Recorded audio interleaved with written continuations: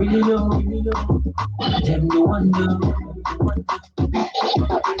but brother, now where you day when you come back home? What's it started? Now where you day when you come back home? If you let the music you can say like I'm come back.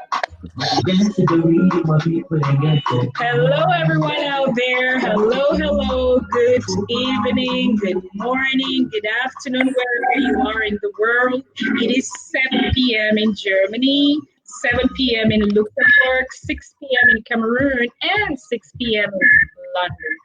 Hello from me, Miranda Oben. You've been listening to these interviews for about 12 days now. This is my 12th guest. This is the 12th episode of the Returnees Project live series interviews during the era of the pandemic, during the era where the world has to stay home. Le confinement n'est pas facile, je veux dire, c'est pas facile. Mais si on reste en contact avec nos chers frères, nos chères sœurs, c'est encore possible de gérer ce confinement. J'espère que vous avez bien mangé aujourd'hui, j'espère que vous dormez très bien et j'espère vraiment que vous respectez ces mesures hygiéniques. Alors, ces consignes, ces mesures sanitaires pour dire. Thank you all for tuning in once more. Miranda Oben, and my guest of today is none other than the brilliant young lady Françoise Combe. Welcome, Françoise. Bienvenue à toi. Salut, Françoise. Bonsoir, Miranda. Merci de m'avoir invitée pour ce live et j'espère qu'on va passer de bons moments ensemble. Ah, effectivement, je suis tellement très contente quand tu es là, Françoise. On a déjà rencontré plusieurs fois et chaque fois qu'on se rencontre, c'est tellement chaleureux. Donc, je suis vraiment contente que tu puisses avoir le temps de parler avec nous, d'échanger avec nous. Parce qu'il y a un thème dans la tête de presque tous les Camerounais en ce moment, ceux qui ont l'immobilier déjà, ceux qui ont les maisons dans la diaspora et ceux qui veulent acheter les maisons. Donc, il y a plein de questions. Je me suis dit, voilà, il faudrait qu'on invite quelqu'un qui est expert dans ce domaine, parce que moi, je ne peux pas répondre à toutes ces questions. Alors, tu as contacté et tu as dit, oui, effectivement, tu auras le temps aujourd'hui d'avoir cet entretien avec moi. Mais d'abord, pour commencer, quelle est la chose la plus difficile dans ce métier, dans l'immobilier, l'idée de l'immobilier? Quel est le plus gros problème que toi, tu rencontres? Qu'est-ce que les gens disent? En fait, l'immobilier, c'est un métier, c'est un domaine pour qui les gens s'intéressent beaucoup à l'immobilier ces derniers temps.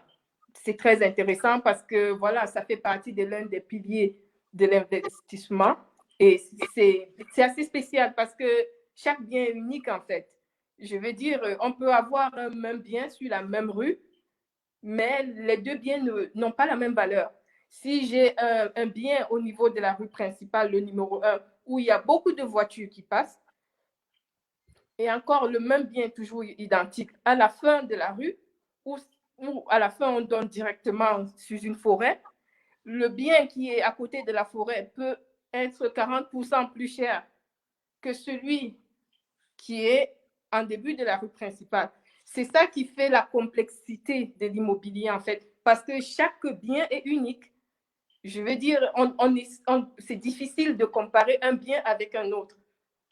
C'est ça qui fait la complexité. D'accord. Pour commencer, alors, on va parler du marché immobilier luxembourgeois. Quelles sont les tendances du marché immobilier luxembourgeois avant la crise sanitaire? En fait, le marché immobilier luxembourgeois est un marché en pleine expansion et qui progresse parce qu'on a constaté entre 2012 et 2020 une progression entre 50 et 60%. C'est-à-dire un bien qui coûtait en 2010 100, en 2020, il peut coûter 150 ou 160. Donc, c'est un marché vraiment qui progresse énormément.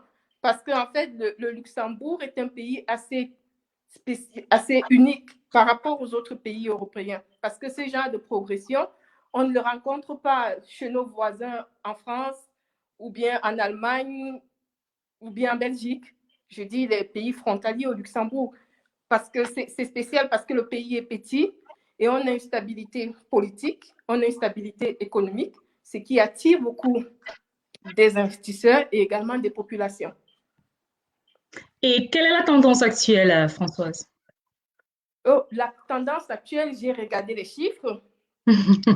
Entre octobre 2019 et entre octobre, le quatrième trimestre 2018 et le quatrième trimestre 2019, on a eu une progression de 11%. Donc, on ne s'attend pas à une régression, en fait. Et pour vous donner un peu une idée des chiffres, parce que je suis allée sur le site de la Stratec et de l'Observatoire de l'immobilier, et par chance, on a un document qui est sorti qui date d'avril 2020, donc qui est assez récent, et qui tient compte des différentes transactions entre le 1er janvier 2019 et le 31 décembre 2019. On peut considérer ça comme la tendance actuelle, puisqu'on n'avait pas encore annoncé notre crise sanitaire. Ah oui, oui, oui, oui. Donc, tu parles aussi avec les chiffres, tu fais des recherches et c'est très important pour ton métier, je me dis. Oui, c'est très important pour conseiller mes clients. Parce que si un client vient me voir, il me dit, j'ai vu ce bien, qu'est-ce que tu en penses? Est-ce que c'est une bonne affaire? Est-ce que c'est au prix du marché? Est-ce qu'on peut visiter? Est-ce qu'on peut y aller? Parce que dans l'immobilier, il faut toujours se faire conseiller. Parce que parfois, on arrive, on a un coup de cœur pour un bien et on est prêt à l'acheter à n'importe quel prix, alors qu'on est en train de faire une mauvaise affaire. Mais lorsqu'on est accompagné par un professionnel, il peut vous dire, certes, vous avez le coup de cœur, mais là, vous êtes en train de vous faire avoir. Si vous achetez ce bien-ci à ce prix-là, après, vous ne pourrez pas le revendre. D'accord. Donc, très, très important d'avoir quelqu'un qui maîtrise le domaine, qui a des recherches, qui s'y connaît pour dire. Et il y a Marie Abanga qui dit bonjour depuis Douala. Regards to the awesome team. Il y a Marie qui te salue depuis Douala. Bonjour. D'accord. Et alors, pour continuer, Françoise, quels sont les prix moyens du marché pour un appartement, une maison actuellement? Bon, au Luxembourg, c'est pour dire un prix moyen au Luxembourg, c'est difficile de dire. Parce que ça serait aussi difficile de dire le prix moyen d'un appartement en Allemagne ou le prix moyen d'un appartement au Cameroun. C'est bon. Quand on parle d'un bien, pour définir le prix moyen d'un bien, on va déjà parler du prix moyen au mètre carré. Et pour parler du prix moyen d'un bien, on va tenir compte de 3 critères. Déjà du type de bien. Est-ce qu'on a affaire à une maison? Est-ce qu'on a affaire à un appartement? Est-ce qu'on a affaire à un immeuble ancien? Est-ce qu'on a affaire à du neuf? Et si on veut encore affiner notre analyse, on va aussi tenir compte des performances énergétiques. Est-ce qu'on a un passeport énergétique A ou bien on a un passeport énergétique F ou G? Et qu'est-ce que ça veut dire? Tout ça est important. Et au Luxembourg, je veux vous donner un petit peu les chiffres que j'ai pour... La logique est simple, par exemple. Cette logique, elle se vaut ici. Si on a, par exemple, pour des appartements réduits, si on a un studio, le prix du mètre carré est plus cher que si on a un appartement de 3 chambres. Pourquoi, je ne peux pas vous dire. C'est la tendance du marché.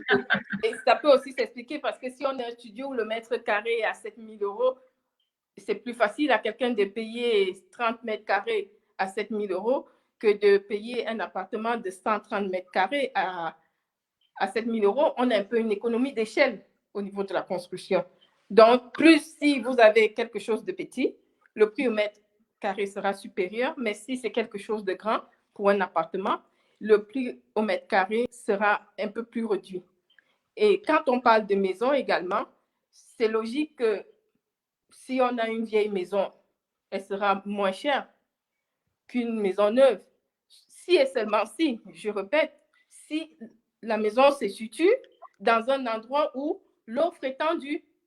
Parce que si on est par exemple en plein centre de Luxembourgville, on peut avoir une vieille maison qui vaut même plus qu'une maison neuve. Parce que là, on a une demande qui est très faible et on a l'offre et on a des gens qui sont prêts à payer le plus fort pour habiter là. Donc là, ils ne tiennent plus compte que c'est du neuf ou c'est du vieux. Voilà. Là, c'est une différence qu'il faut bien tenir compte. Ensuite, on a aussi la localisation d'un bien. Ah oui. Dans la définition du prix au mètre carré d'un bien, dans l'immobilier en général, la localisation d'un bien est très, très importante. C'est pour cela qu'à Luxembourg, par exemple, on a le prix au mètre carré à Luxembourg-Ville, il est 2 fois plus cher dans le neuf que le prix au mètre carré au nord de Luxembourg. Et c'est pareil, quand vous allez en plein centre de Paris, vous n'avez pas le même prix au mètre carré que si vous allez en banlieue. Ça, c'est des critères qui sont valables à Luxembourg, qui sont valables en Allemagne et qui sont valables un peu partout dans le monde, quoi. Et ensuite, on a également la surface habitable au mètre carré, donc la grandeur de l'appartement. Donc, si on a dans une même région le studio et l'appartement, le studio sera un peu plus cher que l'appartement. Et à ce jour, juste pour vous donner une petite idée des prix, on est en plein centre de Luxembourg, entre 10 600 le mètre carré et 11 500 le mètre carré à Luxembourg-Ville. Ouais. Et je peux quand même vous donner une idée des prix des maisons. En plein centre de Luxembourg-Ville, le prix moyen d'une maison, il est à 1 200 000 euros. Du côté est, c'est un peu plus moins cher. On est à 717 000 euros pour une maison. Du côté sud, où on a la deuxième grande ville du pays, on est à 660 000 euros pour une maison. Et du nord, au niveau du nord, parce que le nord, il est très éloigné de la capitale, on a environ 60 km ou 65 km entre Vils, qui est au nord, et Luxembourg-Ville. Et là, vous pouvez avoir une maison de la même grandeur à 565 000 euros. Ce que vous payez à Luxembourg-Ville à 1 200 000 euros, vous pouvez le payer à Vils, si vous voulez, et si vous voulez faire la route tous les jours, à 565 000 euros.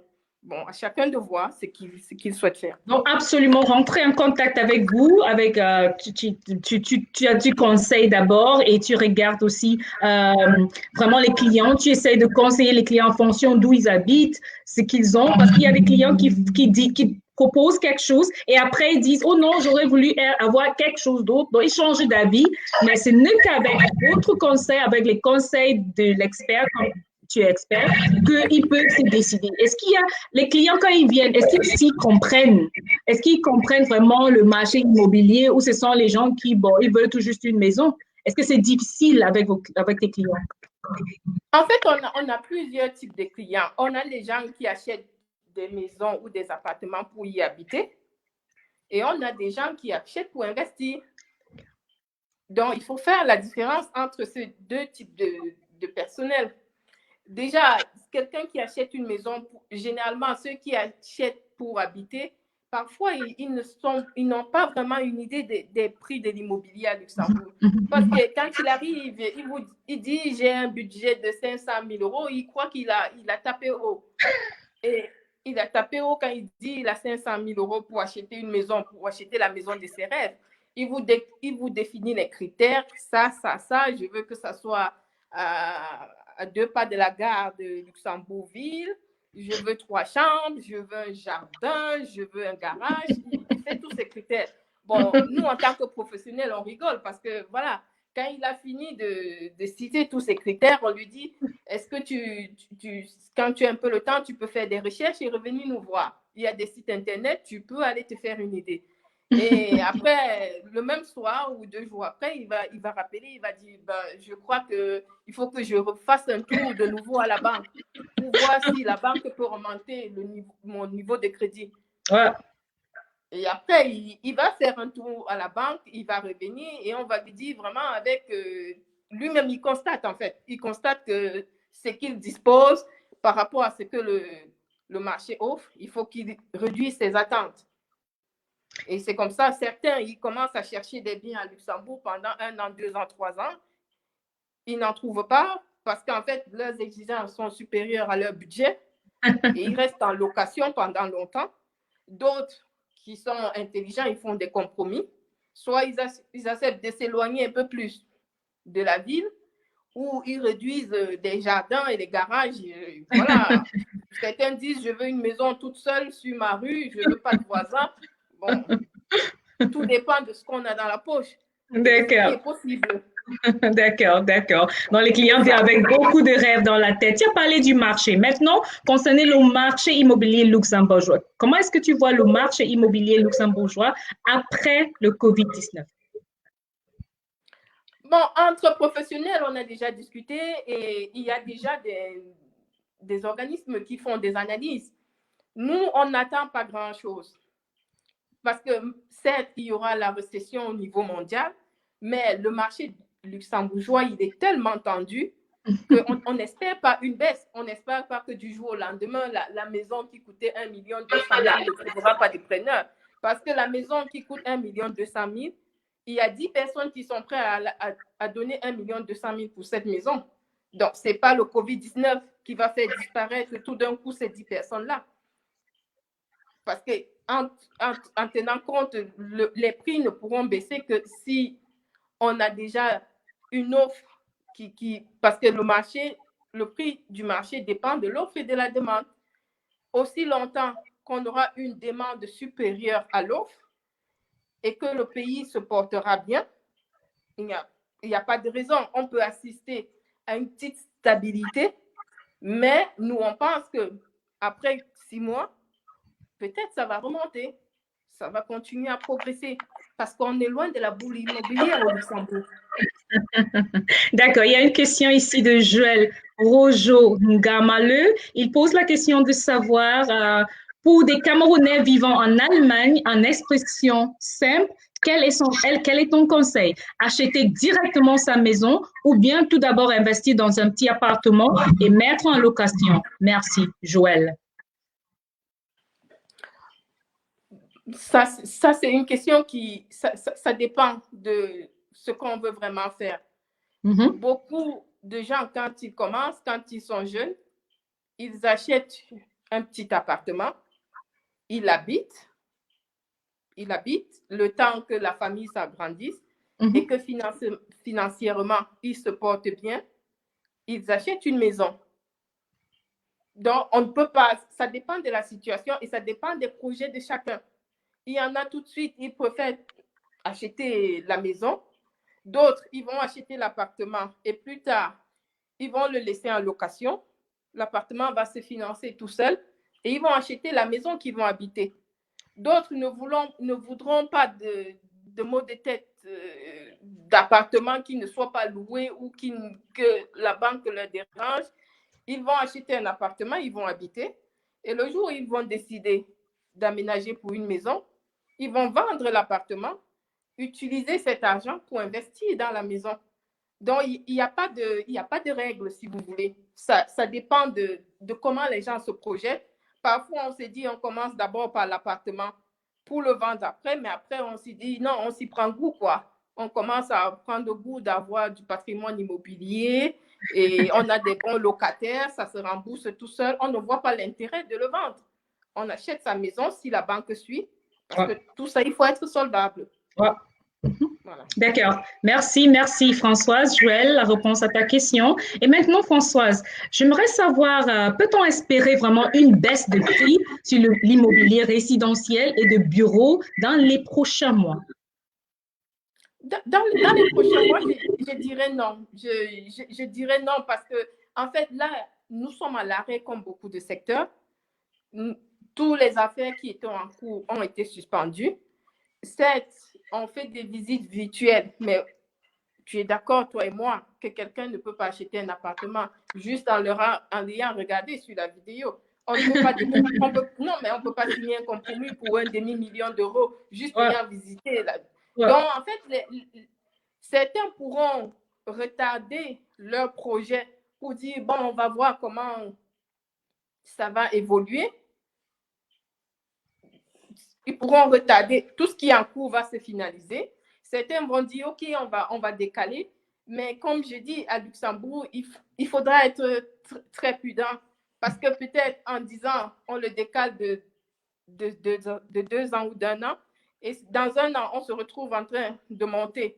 On se dit, tiens, on aurait dû acheter juste après la crise, quoi, pour les acheteurs. Donc, ça dépend de quel côté on se trouve.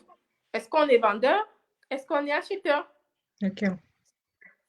Et après la crise sanitaire, y aura-t-il des bonnes affaires ou des opportunités à saisir donc, tout autour de l'immobilier, aussi de petits business qui sont vraiment liés à l'immobilier? Y aura-t-il des opportunités à saisir? Tu vois des opportunités?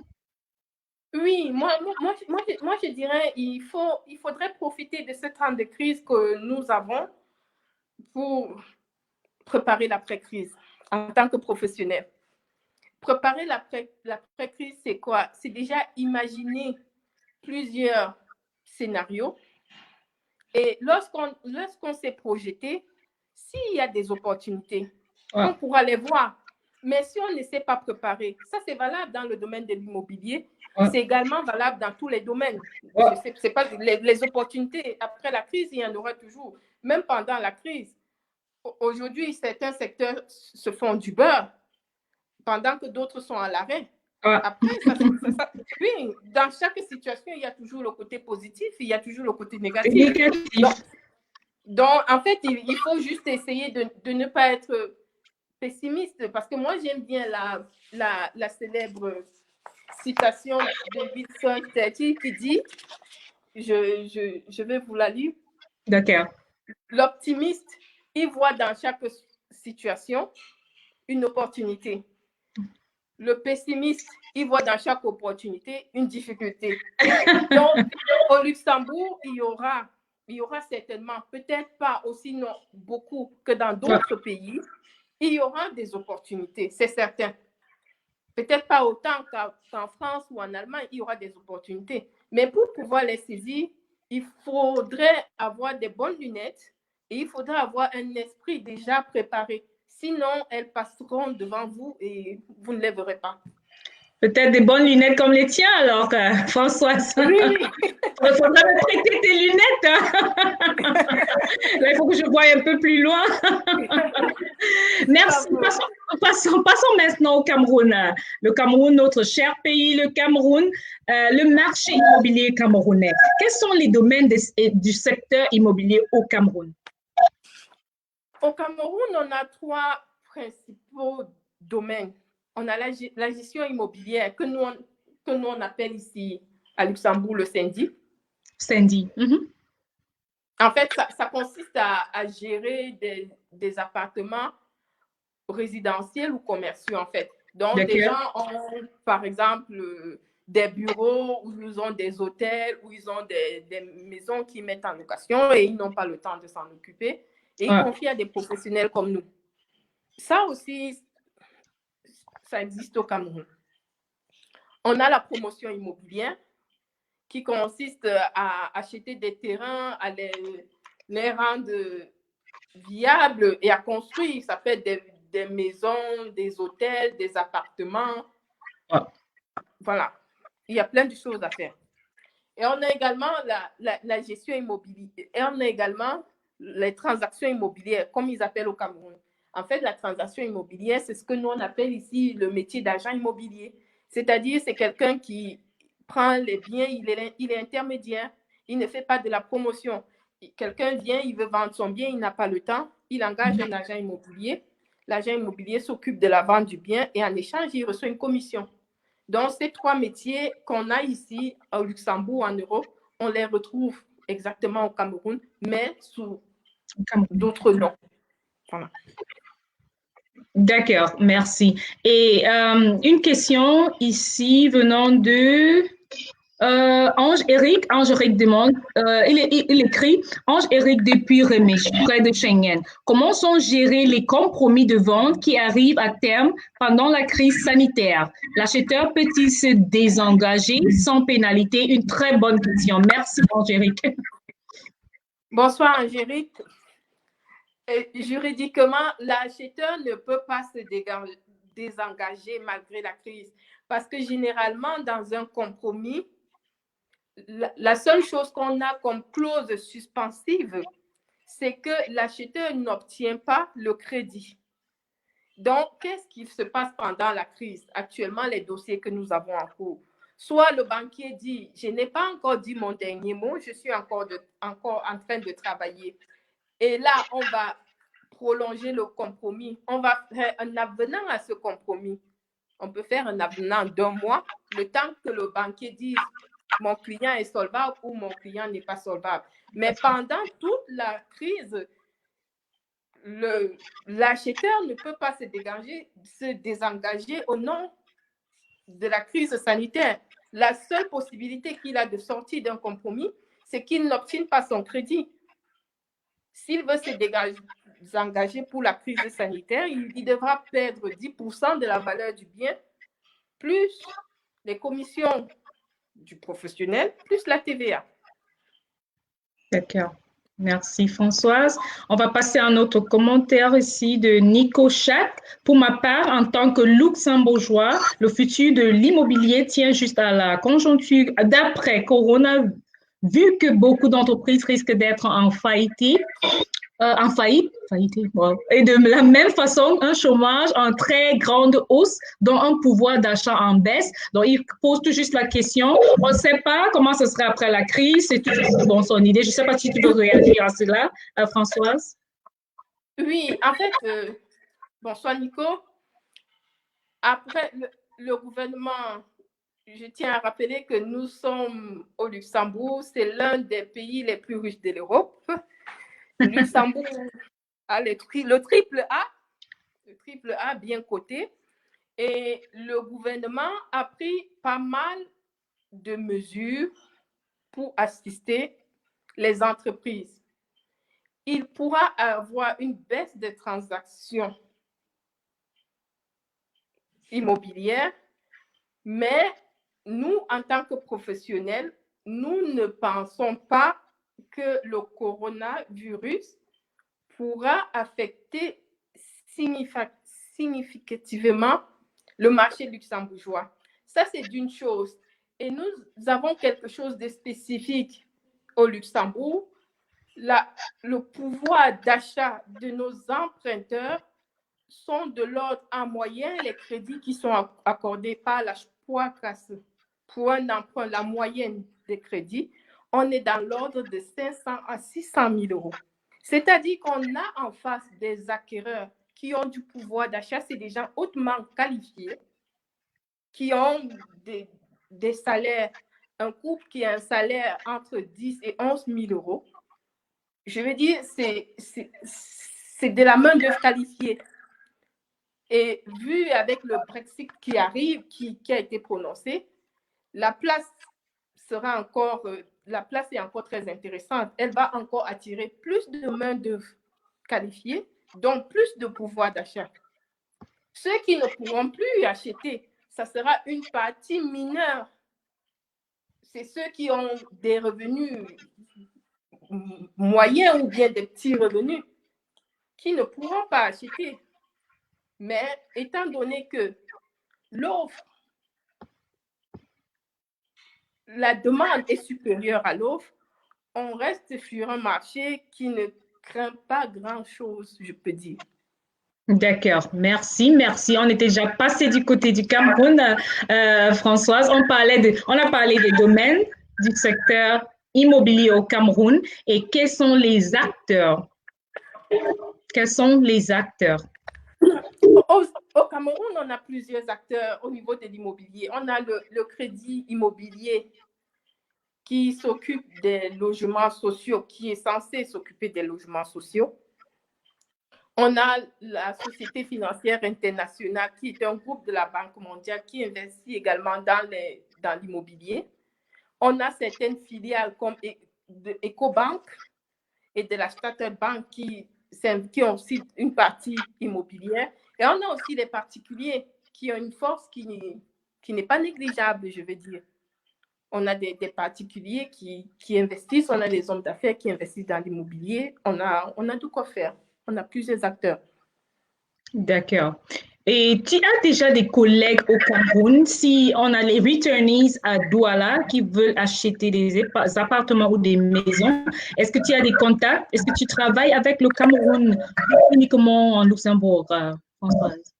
Pour l'instant, je ne travaille, je n'ai pas encore je ne travaille pas encore avec le Cameroun. Je n'ai pas encore de contact. Mais si j'ai des gens de la diaspora qui veulent me confier leur projet, je peux m'en occuper. Oui, parce que tu as déjà beaucoup d'expérience. Tu as parlé du Cameroun, tu connais les secteurs, les acteurs, les domaines et tout. Donc, je me dis, ce serait peut-être quelque chose de très intéressant pour mon équipe. Je veux demander à Christelle Asexuelle de Douala de rentrer en contact avec toi pour une petite présentation pour le Cameroun déjà. Parce qu'en décembre, 18 décembre, nous avons la 5e édition des The Returnees Project qui regroupe la diaspora et le Cameroun. Et Christelle, elle dirige le Cameroun. Elle va rentrer en contact avec toi, si c'est OK, Françoise, pour une petite présentation. C'est avec plaisir. Il faut un pont entre les gens de l'Europe, des États-Unis et le Cameroun. Si on veut que notre pays progresse, chacun doit faire sa part. C'est l'affaire de tout le monde. D'accord, merci. Et il y a Eric qui dit merci pour la réponse claire, pour la réponse claire de l'invité. Donc, Eric, il est content, il a écouté ta réponse. Je sais, il y a des fois, je vous vois, je tutoie. Donc, qu'est-ce que tu préfères, Françoise? Tu peux me tutoyer, Miranda. D'accord, parce que c'est très professionnel aujourd'hui, tu vois. D'accord, donc il y a Eric qui dit merci pour ta réponse, voilà. Et dis-moi un peu les tendances sur le marché immobilier au Cameroun avant la crise. Tu as déjà eu des échos du Cameroun? Oui, j'ai eu des échos, je suis aussi allée, j'ai cherché. En fait, le marché immobilier au Cameroun, malgré ce qu'on peut croire, malgré la crise anglophone, malgré la situation économique difficile de notre pays, je préfère le dire comme ça, c'est un marché très porteur et même en croissance, ce qui est étonnant. Je veux dire, on est dans un pays qui n'est pas stable, mais les choses n'arrêtent pas de se faire. Ça se calme, mais ce n'est pas au ralenti. Je veux dire, ce n'est pas mort, quoi. Le marché de l'immobilier, c'est un marché en plein essor, il y a des choses à faire, les gens avancent, même si on ne sait pas si demain il y aura une guerre, ou si on a un président, si on n'a pas de président. Les gens avancent. Je dis rien, hein, François, je dis rien. Tout le monde le sait. Voilà. Donc, mais les gens avancent. C'est ça qui est très intéressant. Quand on compare à ici, où dès qu'il y a quelque chose, les gens sont frileux, ils se retirent, ils réfléchissent avant d'avancer le premier pas. Au Cameroun, c'est pas le cas, quoi. Le marché est en pleine croissance. À Yaoundé, à Douala, il y a des choses à faire. À Kribi, il y a des hôtels à construire, les gens construisent. Il y a des choses à faire en Gandéré, dans la Damawa. Les choses avancent. C'est lent parce qu'il y a une incertitude qui reste quand même sur le dos des investisseurs. Mais les choses avancent. Le marché, il est en pleine croissance. C'est une bonne chose. D'accord, un marché en pleine croissance malgré la situation du pays. Merci Françoise. Et quel est l'impact de la crise sanitaire sur le marché au Cameroun? Bon, il y aura un impact comme ici, quoi. Je veux dire, les choses, puisque ici, par exemple, tout est à l'arrêt, il n'y a rien qui se passe. Toutes les constructions auront un retard d'au moins 3 mois ou 6 mois. Pareil au Cameroun, ça va seulement ajouter une inquiétude, en plus de l'inquiétude qui est déjà là. Donc, les transactions seront sûrement au ralenti, parce que là, avec la crise, si on respecte les règles sanitaires, ne sortez pas chez vous, faites ceci, faites cela, ne travaillez pas. Ça veut dire que s'ils sont comme nous ici, ça veut dire que depuis un mois, il n'y a rien qui se passe. Donc, tout est à l'arrêt et voilà. Et ça pourra reprendre après, quand ça va redémarrer. Mais pour l'instant, c'est vraiment au ralenti. D'accord. Est-ce qu'on a déjà parlé de la nature du marché au Cameroun, Françoise, dans ta réponse? Parce que j'aimerais aussi savoir la nature du marché au Cameroun. Bon, au Cameroun, le marché, on peut dire, on a déjà les résidents nationaux qui sont là, qui ont besoin. On a une demande entre les logements dont on a besoin et les logements qui existent. Il y a un écart. Il nous faut globalement, ça c'est ce que je lis sur Internet, les statistiques de l'INC du Cameroun, il nous faut environ 1 600 000 logements, soit 800 000 logements pour la ville de Douala, Yaoundé, et 800 000 logements pour le reste du Cameroun. Ce qui est logique, le Cameroun compte environ entre 15 et au moins 20 millions d'habitants. Et ces gens-là doivent se loger. À cela s'ajoutent des gens de la diaspora qui souhaitent avoir un pied-à-terre.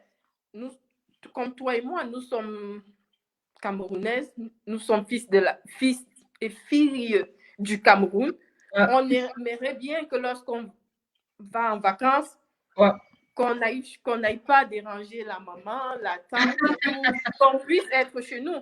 Donc, à ce marché des résidents s'ajoute le marché de la diaspora, une diaspora qui est pas non négligeable. Très dynamique, très dynamique. Ah oui. Très dynamique. Super. Merci. On a une question d'Alain Calvin, Téter. Selon vous, votre expérience personnelle en tant que spécialiste, vous conseillerez l'achat de l'IMO au Cameroun ou en Europe, surtout pour celui qui voudra mettre cet objet en location? Moi, personnellement, je vais être honnête. Pour moi, les conditions ne sont pas réunies pour être ici et gérer un logement au Cameroun. Pour ma part, en tant que fille de ce pays-là, moi, je suis partante pour celle qui, bon, quand elle aura décidé de rentrer au Cameroun, prépare son argent, elle arrive, elle achète son bien et elle entre dedans. Tout simplement. Ça, c'est quand je devrais passer 6 mois au Cameroun et 3 mois ici, ou 9 mois au Cameroun et 3 mois aussi, ou si j'ai décidé de rentrer définitivement. Parce que investir au Cameroun pour que soit le loyer ne soit pas payé ou que le bien soit dégradé, parce que pour moi, c'est, je ne sais pas, à chacun sa façon de voir. Beaucoup préfèrent investir, mettre en location. Si ça marche, c'est tant mieux. Mais moi, personnellement, je trouve ça un peu compliqué. Soit il faut avoir quelqu'un qui fait vraiment la gestion, à qui on fait confiance et que ça marche, reste à savoir, ou bien prendre le risque de dépenser autant d'argent pour à la fin, quand on a besoin de son bien, ne pas pouvoir le récupérer. Et puis, ça dépend de la fréquence, de combien de temps on passe au Cameroun. Si c'est pour 2 semaines, tous les 3 ans, tous les 4 ans, je ne sais pas. C'est à voir. Donc, Alain Calvin, il faudrait rentrer en contact avec Françoise pour encore en parler plus et poser d'autres questions. Là, tu as parlé beaucoup des opportunités. Est-ce qu'il y a des opportunités après la crise au Cameroun? Si, il y en aura. Il faudra avoir des bonnes lunettes, comme j'ai dit tout à l'heure. Je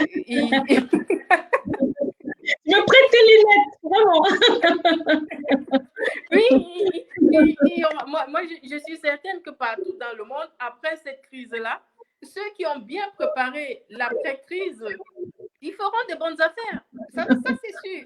En 2008, après la crise aux États-Unis, ceux qui avaient un peu de la trésorerie, qui ont acheté les maisons que les banques ne voulaient pas, ils ont refait les maisons et ils se sont fait beaucoup d'argent. Donc, c'est la même chose partout. Il faut juste... Maintenant, on est en pleine crise. Tout le monde pense santé. C'est bon, c'est normal. Si on ne vit pas, on ne peut pas parler de l'après-crise. Tu es d'accord avec moi? Donc, déjà, la santé. Mais pendant on suppose, on espère que Dieu nous donnera la chance de passer cette crise-là. Il faut aussi anticiper. Il faut préparer l'après-crise. Pour saisir les opportunités, il faut être prêt et sur ses deux jambes, quoi, pour pouvoir les voir. Parce que nous sommes nombreux à les attendre. D'accord, d'accord. Nous attendons ces opportunités, nous regardons nos lunettes, là, il faut être très, très... Bon, je reste tout près de toi, je t'appelle chaque jour, on verra quelles opportunités la vie nous offre, mais surtout d'abord, rester à la maison, laver les mains et tout ce, voilà, ce conseil hygiénique sanitaire. Bon, il y a une dernière question et ce serait de savoir, est-ce que tu peux maintenant donner un conseil à tes clients avant qu'on ne termine cette interview? Un conseil pour les clients qui t'écoutent en ce moment? Moi, je dirais déjà à mes clients, pour ceux qui ont des crédits immobiliers en cours, la première des choses que les professionnels conseillent en ce moment, vu la baisse des taux, ceux qui ont des crédits à taux variable, on peut vous conseiller, ça, il ne faut pas être docteur en statistique, on vous suggère tout simplement de passer à taux fixe. Tout simplement. Et ça, on le conseille à nos clients depuis 2-3 ans. Depuis que les taux sont en train de baisser, on dit aux clients, tous ceux qui ont des crédits à taux variable, prenez des taux fixes. Aujourd'hui, nous avons des taux fixes de 1,2 sur 20 ans, sur 25 ans. Rien ne nous dit que dans 6 mois, le taux directeur ne va pas changer. Rien ne nous dit. Donc, ce qu'il faut faire, si ça n'a pas encore été fait, il faut passer du taux variable au taux fixe. Et pour tous les crédits qui sont assignés maintenant, il faut passer en taux fixe. Peut-être avec une possibilité de passer en taux variable sur 10 ans. Mais aujourd'hui, il faut faire du taux fixe parce qu'on a des taux bas. Et puis, la deuxième chose, c'est que tout dépend aussi. Est-ce qu'on achète pour habiter le bien dans 30 ans ou on achète pour faire un one-shot? C'est-à-dire, un one-shot, j'achète un bien, je sais que je vais réaliser une plus-value, je l'achète parce que je l'ai trouvé bon marché, je vais le garder maximum 2 ans, je vais le vendre à la valeur du marché, je vais retirer ma plus-value et ça sera terminé. Si on l'achète pour un one-shot, c'est simple, on l'achète à taux variable. Parce que si dans 2 ans, vous voulez rembourser le crédit de la banque et que vous êtes en taux fixe, vous devez devoir payer les pénalités. Mais si vous savez, et en ce moment, les taux variables sont aussi bas, donc pourquoi faire du taux fixe à 1,2 ou à 1,5, sachant qu'on va y sortir dans 2 ans et payer des pénalités aux banquiers? Autant mieux prendre un taux variable à 0,6 et ressortir de là dans 2 ans et ne rien payer comme pénalité. Donc, ça, c'est les deux variantes à prendre en compte. Et la deuxième chose qu'on peut dire au client, il faut qu'on se pose la question, est-ce que c'est le moment d'acheter ou est-ce que c'est le moment de vendre? En fonction, si on se trouve du côté de l'acheteur, ce n'est pas le même raisonnement qu'on aura. Si on se trouve en fonction du côté du vendeur, c'est un autre raisonnement. Moi, je prends une tendance du marché luxembourgeois au 9 avril. Nous sommes à la sortie de la crise. Les prix sont stables. Avec la récession, rien ne se passe. Il n'y a rien qui bouge. Sinon, ça bouge de 0,002 points. Donc, pratiquement rien. Il n'y a pas d'augmentation, il n'y a pas de baisse. Pour celui qui veut acheter, les analyses, ça peut changer. Mais tout laisse à croire que c'est le moment. Ça serait peut-être le moment d'acheter dans 6 mois. Mais pour celui qui veut vendre, il peut encore, si financièrement, il n'est pas asphyxié, il peut garder encore son bien 2 ans, le temps que ça remonte. C'est là qu'il faut faire. Donc, en fait, il n'y a pas de... Ce qui est vrai à Luxembourg aujourd'hui n'est pas vrai à Metz, ce n'est pas vrai à Trier. À chaque fois, il faut se situer dans le marché dans lequel on veut faire une action. ce que je vous ai dit aujourd'hui, c'est vrai pour le marché luxembourgeois. Mais à la frontière, à Trier, qui est à peine, ou bien à Perle, qui est à peine à 20 km du Luxembourg, ça ne sera pas le même raisonnement. On peut être sur une tendance à la baisse, alors qu'ici, on est sur une tendance à la hausse, et vice-versa. Donc, à chaque fois, il faudra se poser la question. Super, super conseil. Merci infiniment à Françoise. J'ai eu à défiler les commentaires qui passaient là. Mon équipe travaille vraiment d'arrache-pied pour que cette interview marche très bien. On dit comme ça bonsoir à Gilles Com, Christelle Kahn, Élisée Pétieux et tous les membres de mon équipe, Guy Meufo, tous ceux qui nous suivent en ce moment. Merci vraiment de toujours être là. Mais alors, en ce moment, Françoise, on ne parle uniquement pas de l'immobilier, on parle aussi de le temps de se déstresser, de peut-être danser un tout petit peu, écouter la musique ou lire la lecture, je ne sais pas. Est-ce que tu as des livres que tu aimes bien lire? Qu'est-ce que tu peux me recommander? Oui, moi, en ce moment, et pendant les 10 dernières années, j'ai beaucoup progressé au niveau du développement personnel. J'ai lu beaucoup de livres sur le développement personnel. Et ça m'a permis de changer ma personnalité. Et s'il y a un livre que j'ai lu, qui m'a été conseillé par une amie, ça, il y a environ 13 ou 14 ans, et que je ne sais pas le nombre de fois que j'ai lu, et que je continue à lire, c'est Exploiter la puissance de votre subconscient du docteur Murphy. Super, super. Je ne sais pas si vous le voyez. Oui, oui, un tout petit peu. Ouais, dans les commentaires après, il faudrait qu'on écrive le titre du livre. Ouais. Donc, en fait, c'est un livre qui m'a permis de comprendre que c'est nous qui nous mettons des limites et que tout dépend de nous. Nous sommes responsables de nous et il n'y a pas quelqu'un, il n'y a pas un environnement, il n'y a pas des hommes, il n'y a pas de patron, il n'y a pas de parents, il n'y a rien. Tout ce qui nous arrive, nous en sommes responsables et tout ce qu'on écrit sur notre subconscient, il va se réaliser. J'ai fait la preuve de ces livres dans des exemples banals de ma vie, dans mon quotidien. Et je l'ai fait dans des grandes décisions et je peux vous dire, ça marche, ça fonctionne. Alors, exploitez la puissance de votre subconscient de Dr. Joseph Murphy. Merci Françoise. Et la musique, tu as le temps aussi d'écouter la musique ou c'est uniquement cette livre que tu as dans ta tête en ce moment que tu lis? Qu'est-ce que tu fais encore? Non, au niveau de la lecture, j'ai encore un autre bouquin montre-nous. Que je peux proposer. Et que j'aime bien, c'est Tout le monde n'a pas eu la chance de rater ses études. De Olivier Roland. C'est très, très intéressant. J'en ai lu plusieurs quand j'ai décidé de démissionner et de me lancer à mon propre compte. Et ça ressemble un peu, il y a des similitudes avec moi, avec ma vie. Donc, c'est très intéressant. Tout le monde n'a pas eu la chance de rater ses études.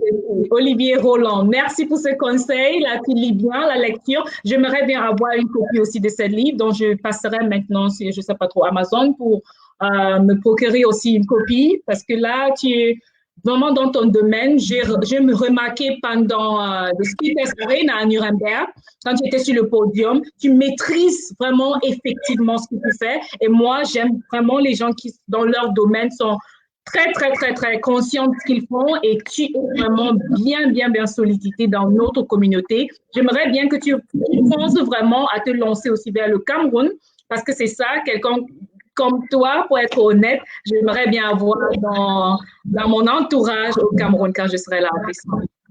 J'y pense sérieusement. D'accord, d'accord. Et en attendant, il y a Madeleine du Courage, François, c'est Papa Com, et il y a Divine qui dit très belle intervention, très enrichissant. Merci pour la recommandation du livre, voilà. Et intéressant, donc, il y a plein de commentaires pour toi quand on quittera d'ici. Et la musique, quelle musique est-ce que tu écoutes, Françoise? Bon, j'ai une musique que j'aime bien écouter, c'est la musique de Frédéric François. c'est une musique que mon fils Abraham, il aime tellement. Il faut dire je t'aime à tous ceux qu'on aime quand ils sont encore vivants. Et cette musique, je l'aime vraiment. Et chaque fois que je l'écoute, je me pose la question, il y a des gens que ça fait 6 mois, ça fait 3 mois, je ne les ai pas eus. Et quand je pense à ça, je les envoie un petit message ou je les appelle. D'accord. Je vais te mettre aussi le son à la fin de notre interview, mais pour conclure, j'essaie toujours d'avoir un message de mes invités pour ceux qui écoutent là dehors, pardon, dehors, dans tout le monde entier pour dire, en tes propres mots, pendant que le monde a cette crise. Quand je regarde les statistiques d'aujourd'hui, par exemple, je vais te lire les statistiques d'aujourd'hui, là. J'ai devant moi les États-Unis. On commence avec les États-Unis. Je vais les lire en anglais. Again, for the world statistics, there is 1.5 million people already infected with the coronavirus. In the USA, there is 454,000 people infected, and in Spain, 152,000. Italy is at 143,000, France at 117,000, and Germany at 115,000 of infected cases. Against the highest number of deaths is in Italy, with 18 people who have lost their lives. Globally, 93,000 people have lost their lives as a result of the coronavirus. And when I scroll down to my home country of Cameroon, I see the statistics indicate as of today, Cameroon has 730 cases of the coronavirus infection. So again, the world is going through a very difficult phase, a very difficult process, and we, the Returnees Project, are reaching across the world. We are trying hard to be there for everyone. We're trying to interview different people. We've been in Luxembourg, Canada, the USA. We run interviews in English and in French and talk to people who are experts in their domains. We've had real estate, which is l'immobilier in French. We talk to entertainment industries, entrepreneurs, the legal sectors. So stay tuned. We carry on tomorrow every evening at 7 p.m. German time, 6 p.m. Cameroon. And we talk to people on live interviews so we can share this time together. So those were the statistics for today. But before we wrap up, I would like to have a message from Françoise. She's been an amazing guest on the show today. And this is her moment to just pass on a message from her heart to the world. Donc, voilà ton moment maintenant de t'adresser à tout le monde qui t'écoute en ce moment que le monde traverse cette pandémie. Donc, 2-3 minutes de temps de t'exprimer en tes propres mots à tout le monde qui te suit en ce moment. Qu'est-ce que je veux dire? La situation que nous vivons aujourd'hui, il n'y a personne qui l'aurait imaginé. La dernière, c'était la grippe espagnole entre 1918 et 1919, qui a tué entre 50 millions et 100 millions de personnes. Ce n'est pas le cas aujourd'hui avec le coronavirus, mais c'est quelque chose d'assez spécial qu'aucun d'entre nous n'aurait imaginé jusqu'en janvier. Si on nous aurait dit qu'on aurait passé un mois, que les aéroports seraient fermés, personne n'aurait imaginé ça. Donc, moi, qu'est-ce que je peux dire? Ça montre que l'humain est impuissant. On se croit malgré les technologies, malgré tout. Ça nous montre en fait l'impuissance de la nature humaine. Et ce que je voulais dire, on peut compter du bout des doigts ceux qui ont vécu la grippe espagnole et qui vivent celle du coronavirus. Nous la vivons aujourd'hui. Les scientifiques disent qu'il faut attendre tous les 100 ans pour avoir une pandémie. Ça veut dire que nous, aujourd'hui, on ne verra, il n'y aura que quelques-uns qui verront la prochaine. Donc, qu'est-ce que nous devons retenir de cette pandémie pour ceux qui vont la traverser aujourd'hui? C'est le moment pour nous de réfléchir à la vision qu'on a de la vie. il faudrait que chacun de nous qui va passer cette pandémie, je ne sais pas si je vais la passer, je le souhaite, mais il faut que tout être humain qui passe le coronavirus se dise, qu'est-ce que j'ai appris de cette impuissance-là? Ça va laisser des plaies, mais pour cette plaie-là, elle pourra faire mal longtemps. Mais pour qu'elle ne fasse pas mal très longtemps, il faudrait qu'on regarde le côté positif. Qu'est-ce qu'on a appris? Qu'est-ce qu'on peut se servir de ça dans notre quotidien? Faudrait-il changer notre vision de vie?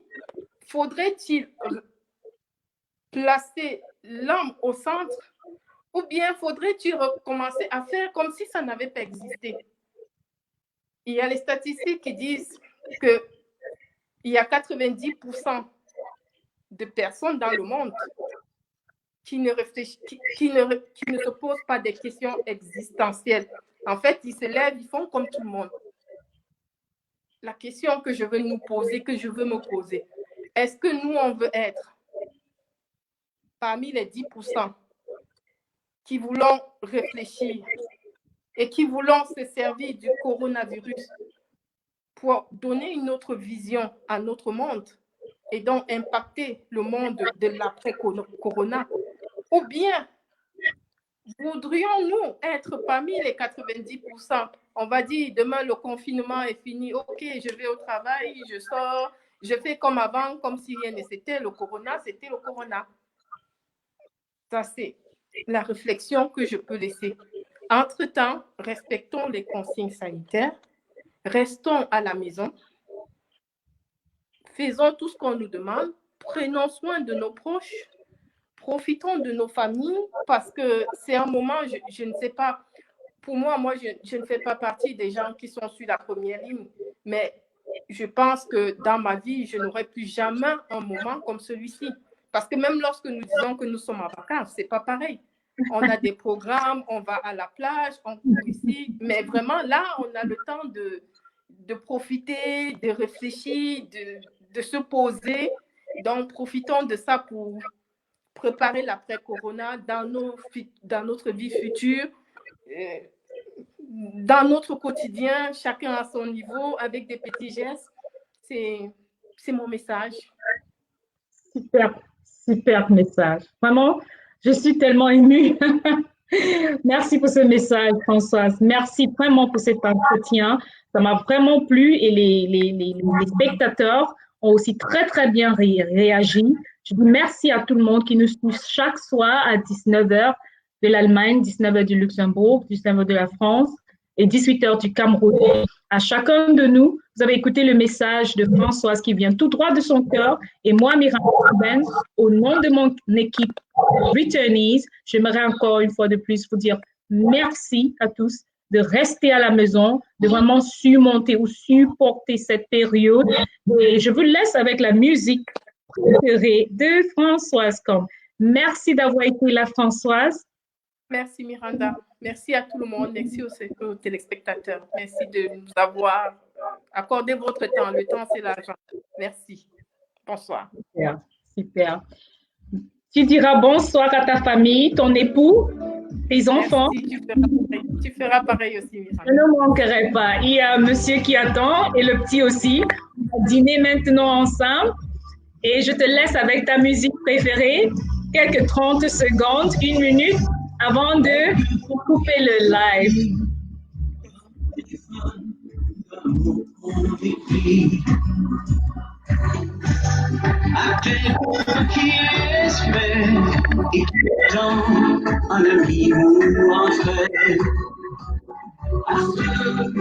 De vue, parce que la vie les a changés de vue.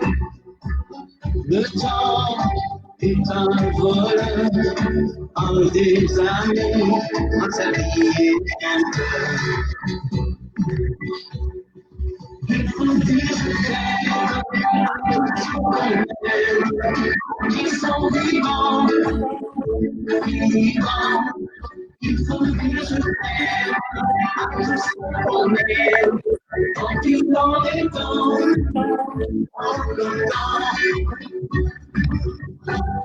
quand je pense à ma mère, que j'aurais dû aimer comme une fillette. Et ton regard de femme qui m'attendrit parce que tu es ma femme. La vie n'est qu'un éclair, une illusion évanouie dans l'air. L'amour, oui, on donne, est une clé qui fait vivre le temps. Il faut dire je t'aime à tous ceux qu'on aime, quand ils sont vivants. Dire je t'aime à tous ceux qu'on aime, quand tout le monde en longtemps. Il faut dire je t'aime à tous ceux qu'on aime, quand ils sont vivants. Il faut dire je t'aime à tous ceux qu'on aime, quand ils sont vivants. Merci vraiment, je viens de découvrir cette chanson. Merci Françoise, merci à mon équipe qui travaille jour et nuit pour ces interviews. Merci à ma famille qui m'écoute en ce moment, ma maman, mes frères, mes sœurs, mon mari, mon fils et à tous les amis qui nous écoutent en ce moment. Merci d'être là. Merci aux collègues aussi qui sont dans le home office avec moi actuellement. Et là, j'ai mon dolet qui m'attend maintenant. Bon appétit. Merci. Bye bye à tout le monde. Bye bye. Bye.